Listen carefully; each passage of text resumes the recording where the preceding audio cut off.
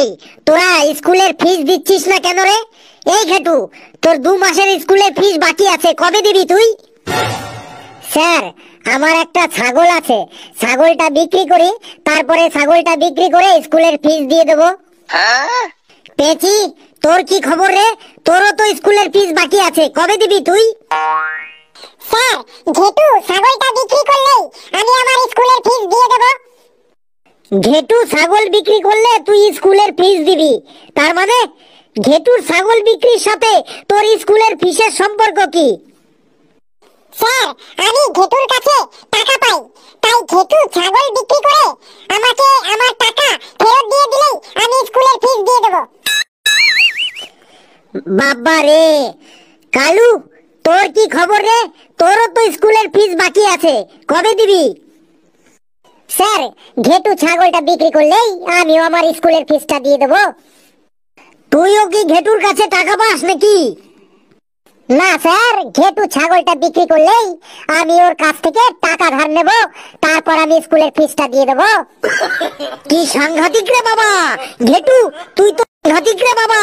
ঘেটু তুই তো ছাগলটা তাড়াতাড়ি বিক্রি করিস তো।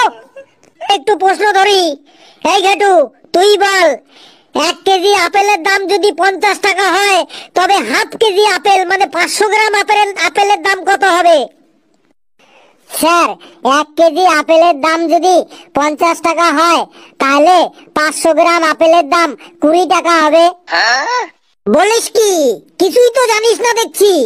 1 কেজি আপেলের দাম 50 টাকা হলে 500 গ্রামের দাম 20 টাকা হয় কি করে? স্যার, আমি আপেলওয়ালার সাথে দামাদামি করে 50 টাকা কেজি আপেল 40 টাকায় করে ফেলবো, আর তখনই 500 গ্রাম 20 টাকা হয়ে যাবে। কি সাংঘাতিক রে বাবা!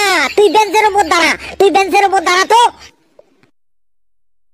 কালু, তুই বলতো নাশপাতিকে ইংরেজিতে কি বলে? নাচ মানে তো ডান্স, আর পতি মানে তো husband, dancing husband. Dancing husband sir, নাচপাতির ইংরেজি হলো ডান্সিং হাজবেন্ড। তুইও বেঞ্চের উপর দাঁড়া। স্যার, একটা কথা বলবো, মারবেন না তো আমাকে? কি কথা বল, মারার মতো হলে মারবো।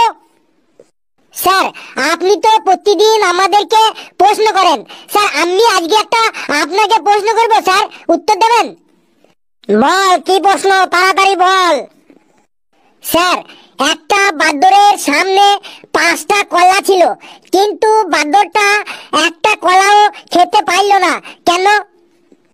আমাকে এই সব বাচ্চা ছেলেদের মতো প্রশ্ন করছিস? এগুলো তো সব বাচ্চাদের প্রশ্ন।